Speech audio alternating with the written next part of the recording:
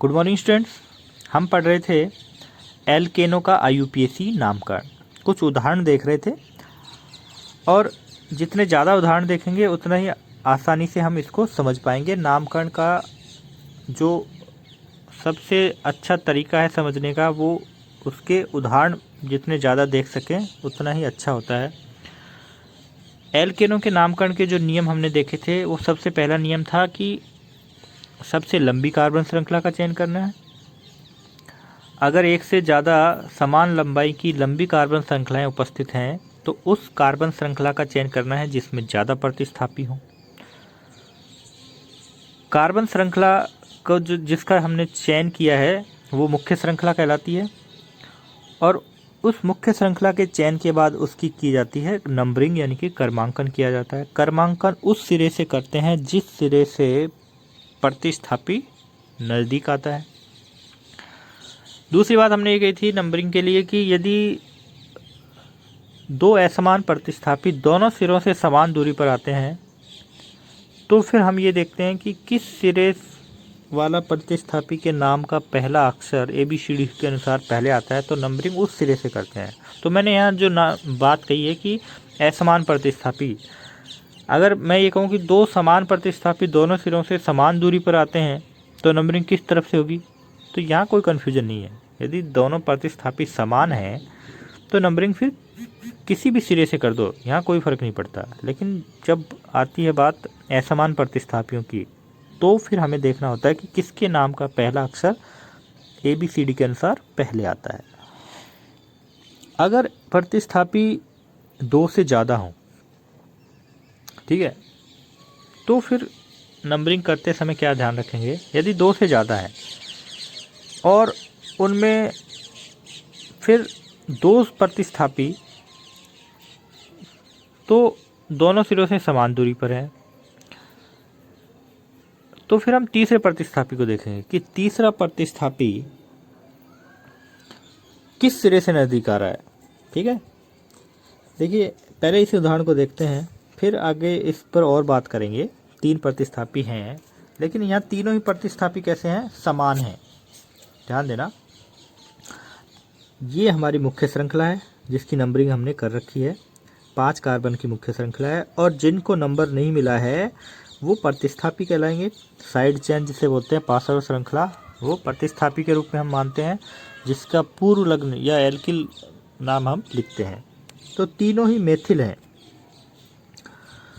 तो देखिए 1 2 नंबर पे मेथिल आ रहा है, दूसरा मेथिल आ रहा है, 3 4 नंबर पे आ रहा है। इधर से इस मुख्य श्रृंखला का एक सिरा ये है तो इसके भी दूसरे कार्बन पे एक प्रतिस्थापी है और चौथे कार्बन पे 1 2 3 4, चौथे कार्बन पे भी प्रतिस्थापी है मेथिल।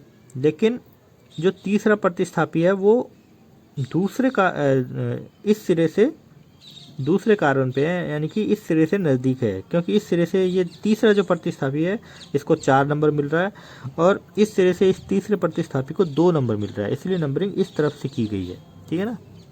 तो मैं कह रहा था जब 2 हैं, अगर मैं इसको छुपा लेता हूँ, इस कार्बन के साथ हाइड्रोजन जोड़ देता हूँ इसकी जगह, तो देखिए इस सिरे से भी 2 नंबर पे प्रतिस्थापी आ रहा है और 4 पे आ रहा है, इस सिरे से भी 2 और 4 पे प्रतिस्थापी आ रहा है और दोनों ही समान हैं। तो नंबरिंग हम चाहे इधर से करो चाहे इधर से करो, कोई फ़र्क नहीं पड़ता, एक जैसी परिस्थितियाँ हैं। लेकिन जब तीसरा प्रतिस्थापी आ गया है तो इस तीसरे को देखेंगे कौन से सिरे से नज़दीक आ रहा है। तो इस सिरे से दूर है, इस सिरे से नज़दीक है, इसलिए नंबरिंग यहीं से करेंगे। अब दोनों तरफ से नहीं कर सकते।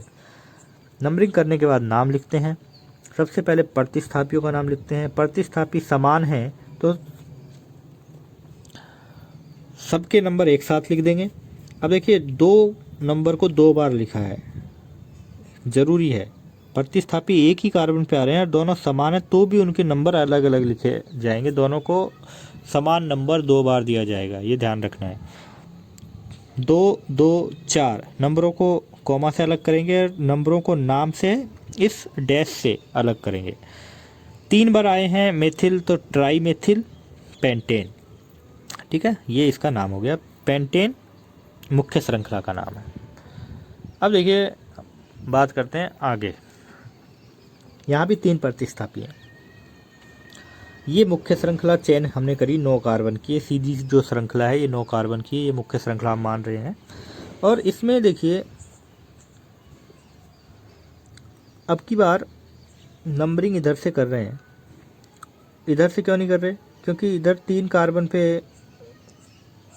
प्रतिस्थापी आ रहा है, इधर भी 3 पे आ रहा है, लेकिन जो तीसरा प्रतिस्थापी है वो तो इस तरफ से नज़दीक है ना, 1 2 3 4 नंबर पे आ रहा है, इधर से तो ये तीसरा वाला 1 2 3 4 5 6 नंबर पे आ रहा है, तो भी नंबरिंग इस तरफ से क्यों की गई। तो आप समझ गए होंगे कि जब दोनों तरफ से समान प्रतिस्थापी होते हैं समान दूरी पर तब तो तीसरे को देखेंगे, लेकिन जब दोनों तरफ से असमान प्रतिस्थापी होते हैं, ये तो मेथिल आ रहा है 3 नंबर पे और यहाँ से एथिल आ रहा है 3 नंबर पे, तो फिर पहले एक बार उनके नाम को देखते हैं, फिर तीसरे को देखा जाता है। तो इसका नाम है एथिल, इसके नाम का पहला अक्षर है ई, इसका नाम है मेथिल, इसके नाम के पहला अक्षर है एम, तो एथिल का ई पहले आता है एबीसीडी के अनुसार, इसलिए नंबरिंग पहले यहाँ से करी। तीसरे प्रतिस्थापी को तब देखते हैं जब यहाँ भी कौन होता, CH3 होता। नीचे वाला उदाहरण में देखिए, इधर से भी 3 नंबर पे मेथिल है, इधर से भी 3 नंबर पे मेथिल है, तो हम फिर तीसरे प्रतिस्थापी को देखते हैं कि कौन से सिरे से नज़दीक आ रहा है, तो फिर नंबरिंग यहाँ से है। ऊपर वाले में नंबरिंग इधर से है, क्योंकि ऊपर वाले में पहले नाम देखा है हमने, क्योंकि असमान प्रतिस्थापी थे। नीचे वाले में समान प्रतिस्थापी थे दोनों सिरों से समान दूरी पर, तो फिर हमने तीसरे प्रतिस्थापी को देखा है। तीसरा प्रतिस्थापी इस सिरे से नज़दीक आ रहा है, तो फिर नंबरिंग हमने इस सिरे से करी है, इधर से नहीं कर सकते, इसमें इधर से ही करेंगे, इधर से नहीं कर सकते। ये ध्यान रखना, बहुत ही महत्वपूर्ण उदाहरण है और ये किसी भी किताब में आपको नहीं मिलेगा इस तरह से एक साथ व्यवस्थित करके। नंबरिंग करने के बाद नाम लिखते हैं। नाम जब लिखते हैं तो वो भी ABCD के अनुसार लिखा जाता है। ABCD के अनुसार जिसके नाम का पहला अक्षर है उस प्रतिस्थापी का नाम पहले लिखते हैं, तो एथिल का नाम पहले आएगा, 3 नंबर पे है। 6 और 7 नंबर पे दोनों समान प्रतिस्थापी हैं, 2 बार आए हैं तो डाई मेथिल, और 9 कार्बन की मुख्य श्रृंखला का नाम होता है नोने। ऐसा ही नाम इसका करेंगे। यहाँ तीनों ही प्रतिस्थापी समान हैं, मेथिल है, ट्राई मेथिल, 3 और 4 और 7 नंबर पे हैं, और मुख्य श्रृंखला का नाम नोनिन है। अब देखिए अगला उदाहरण देखते हैं। यहाँ ये बताने की कोशिश की है कि जो प्रतिस्थापी हैं, एल्किल प्रतिस्थापी जो हैं, अगर वो सीधे नहीं हैं तो फिर हम उनके जो पूर्व लग्न होते हैं, आइसो, नियो, द्वितीयक, तृतीयक, उनका भी उपयोग कर सकते हैं। अब ये मुख्य श्रृंखला हमने चयन करी 9 कार्बन की। अब छठे नंबर पे एक ये है प्रतिस्थापी जिसमें 3 कार्बन, देखिए ये एक ही बंध से ये 3 कार्बन जुड़े हुए हैं, तो 3 कार्बन का एल्किल होता है प्रोपिल। प्रोपिल में ये तीनों ही कार्बन अगर सीधे जुड़े होते हैं, यानी कि इस कार्बन से ये दूसरा, दूसरे से ये तीसरा जुड़ा होता, तो हम इसको प्रोपिल बोल देते। लेकिन ये है आइसोप्रोपिल। एन प्रोपिल लिखने की जरूरत नहीं होती, एन जो होता है वो नॉर्मल होता है, उसको लिख भी सकते हैं, नहीं भी लिख सकते, लेकिन ये एन प्रोपिल तो है नहीं, तो ये कौन सा है, आइसोप्रोपिल है। तो आइसो जो शब्द है इसको IUPAC नाम में एल्किल प्रतिस्थापियों के लिए उपयोग कर सकते हैं। यहाँ देखिए चौथे कार्बन पे 4 कार्बन का एल्किल समूह जुड़ा हुआ है, लेकिन ये सीधा नहीं जुड़ा हुआ है, यानी कि ये इस कार्बन से मुख्य श्रृंखला से जुड़ा हुआ है ये कार्बन, और इस कार्बन से एक तरफ CH3 है और एक तरफ CH2CH3 है। अब ये पूरा समूह ही कहलाएगा प्रतिस्थापी, तो 4 कार्बन का प्रतिस्थापी ब्यूटिल है, तो ये ब्यूटिल कौन सा है वो देखना होगा।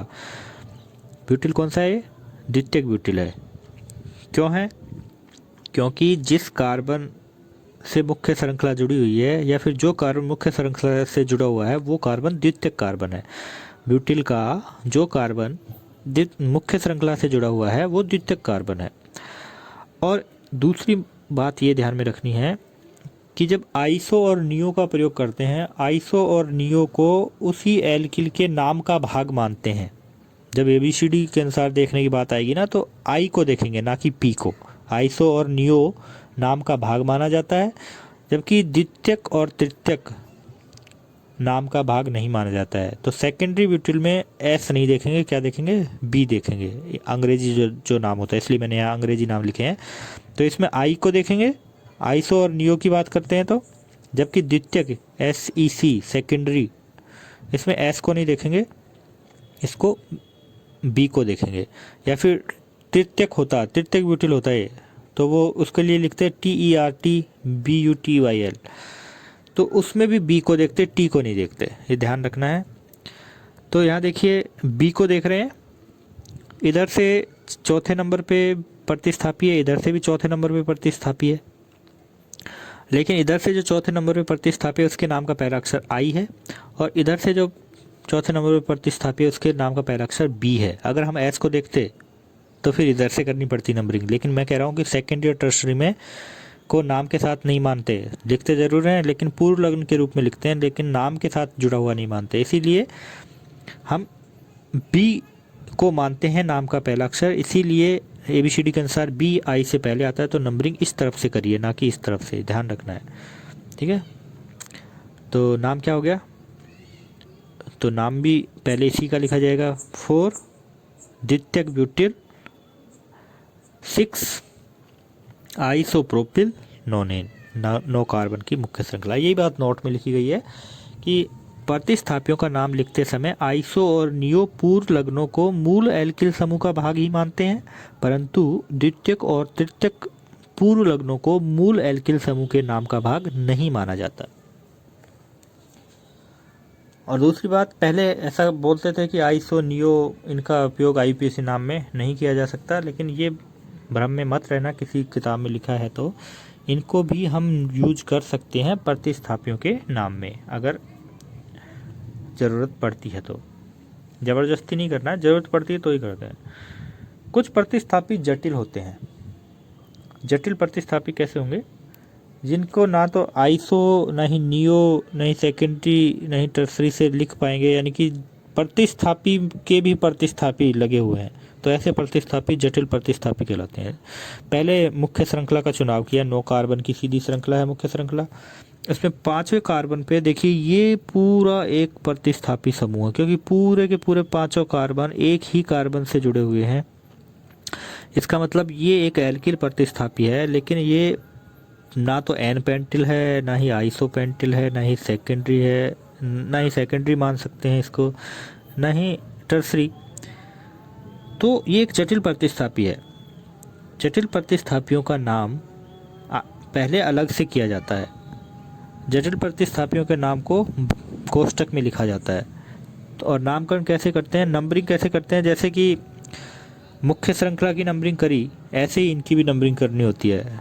लेकिन इनमें क्या ध्यान रखना होता है कि मुख्य श्रृंखला से जो कार्बन जुड़ा है, जटिल प्रतिस्थापी का जो कार्बन मुख्य श्रृंखला से जुड़ा है, उस कार्बन को 1 नंबर देंगे, और उसको 1 नंबर देने के बाद अब हम चलेंगे लंबी श्रृंखला की ओर, कि इसको 1 दिया तो एक इससे इस पर जा सकते हैं, तो ये तो 2 कार्बन की बनी। इसको 1 दिया, इसको इससे ये भी जुड़ा हुआ है तो ये दूसरा कार्बन हो गया, और इससे ये जुड़ा हुआ है तो ये तीसरा कार्बन हो गया, इससे ये भी जुड़ा हुआ है तो ये भी तीसरा कार्बन हो सकता है। तो या तो इसको तीसरा कार्बन दे दो तो फिर ये प्रतिस्थापी कहला जाएगा, और इसको 3 नंबर दे दिया तो ये प्रतिस्थापी कहलाएगा, ठीक है। अब ये प्रतिस्थापी के भी प्रतिस्थापी हैं दोनों, क्योंकि इनको नंबर नहीं मिले। 1 नंबर पे और 2 नंबर पे मेथिल प्रतिस्थापी हैं, दोनों ही समान है, तो डाईमेथिल 1,2 डाईमेथिल, और 3 कार्बन का ये प्रतिस्थापी है तो प्रोपिल। अब देखिए ये पूरा ही प्रतिस्थापी है, लेकिन प्रतिस्थापी में भी 2 प्रतिस्थापी हैं, और एक आ रहा है 1 नंबर पे इसके अनुसार, दूसरा आ रहा है दूसरे नंबर पे डाईमेथिल, और ये 3 कार्बन का मुख्य प्रतिस्थापी है, मुख्य श्रृंखला है, इसलिए प्रोपेन ना लिखकर क्या लिखेंगे, प्रोपिल, क्योंकि ये भी तो प्रतिस्थापी है। ये प्रतिस्थापी के प्रतिस्थापी हैं, ये मुख्य प्रतिस्थापी है। इसको बड़े कोष्ठक में बंद कर दिया। ये पूरा का पूरा समूह कौन से नंबर पे आ रहा है, मुख्य श्रृंखला के 5वें नंबर पे आ रहा है, वो 5 लिखकर मुख्य जटिल प्रतिस्थापी का नाम और फिर मुख्य श्रृंखला का नाम, नोनेन। बात समझ में आ गई होगी। एक उदाहरण और देख लेते हैं ऐसा ही। यहाँ देखिए मुख्य श्रृंखला का चुनाव इसमें करना बहुत सावधानी से करना होता है, ऐसे ही नहीं सीधी श्रृंखला देखी और नाम दे दिया। सीधी श्रृंखला में कितने कार्बन है, 1 2 3 4 5 6 7 8 9 10, ठीक है। और 10 तो कार्बन है, लेकिन इस सीधी श्रृंखला में प्रतिस्थापी कितने बने, एक तो ये बनता है, ये बाहर रह गया, अरे कि ये पूरा का पूरा बाहर बनता है, तो इससे तो 2 ही प्रतिस्थापी बने। बात समझ रहे हो कि इससे तो दो ही प्रतिस्थापी बनते हैं जब सीधी श्रृंखला का चुनाव करते हैं, लेकिन जब हम इस श्रृंखला का चुनाव करते हैं, यहाँ से शुरू करते हैं 1 2 3 4 5 6 7 8 9 10, ये भी 10 कार्बन की मुख्य श्रृंखला है। लेकिन देखिए अब इसमें प्रतिस्थापी कितने हैं, इधर से जा रहे हैं तो ये छूट गया एक, एक इधर छूट गया 2, 5वें कार्बन पे एक, ये पूरा पूरा छूट गया 3। सीधी श्रृंखला में दो ही प्रतिस्थापी बन रहे थे और इस श्रृंखला में जो कि 10 कार्बन की ही है, लेकिन इसमें प्रतिस्थापी कितने बन रहे हैं 3। तो यही हमारी मुख्य श्रृंखला होगी। तो यही तो नियम था कि जब समान लंबाई की दो कार्बन श्रृंखलाएं होती हैं तो उस श्रृंखला का चुनाव करते हैं जिसमें प्रतिस्थापियों की संख्या ज़्यादा होती है। अब देखो ये तो मेथिल है, ये भी मेथिल है, लेकिन ये जो प्रतिस्थापी है ये जटिल प्रतिस्थापी है। पहले इसका नाम कर लेते हैं, पहले इसकी नंबरिंग करेंगे 1 2 3 4। इस कार्बन को 1 क्यों दिया है, क्योंकि ये मुख्य श्रृंखला से जुड़ा हुआ है। इसके दूसरे नंबर पे इस जटिल प्रतिस्थापी की नंबरिंग जब करी है तो इसके दूसरे नंबर पे एक प्रतिस्थापी है इसका एथिल। बड़ा कोष्टक लगाया, नाम लिखा 2 एथिल, 4 कार्बन की मुख्य श्रृंखला है ब्यूटिल।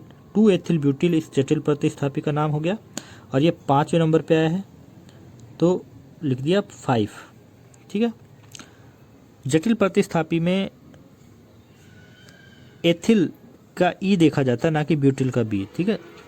तो जटिल प्रतिस्थापी में इस प्रतिस्थापी का ई देखा जाएगा, जो पहला अक्षर होता है वही देखा जाता है। और ये है मेथिल, 2 हैं तो इसलिए क्या लिख दिया डाई मेथिल। मेथिल का एम देखा जाता है, डाई टाई टेट्रा ये तो पूर्व लग्न है, इनको तो देखते नहीं है, मेन नाम के पहला अक्षर देखते हैं।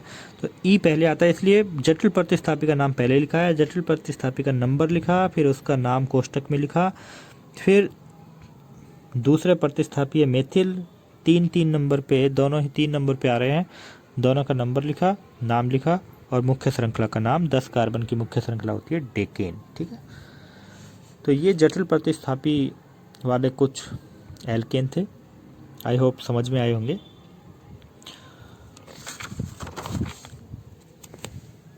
अगले वीडियो में हम देखेंगे कि कुछ ऐसे एल्केन भी होते हैं जिनमें कार्बन और हाइड्रोजन को नहीं दर्शाया जा सकता। आबंध रेखा सूत्र वाले एल्केनों के नाम हम कैसे करते हैं और चक्रीय एल्केनों के नाम कैसे किए जाते हैं, ये अगले वीडियो में देखेंगे।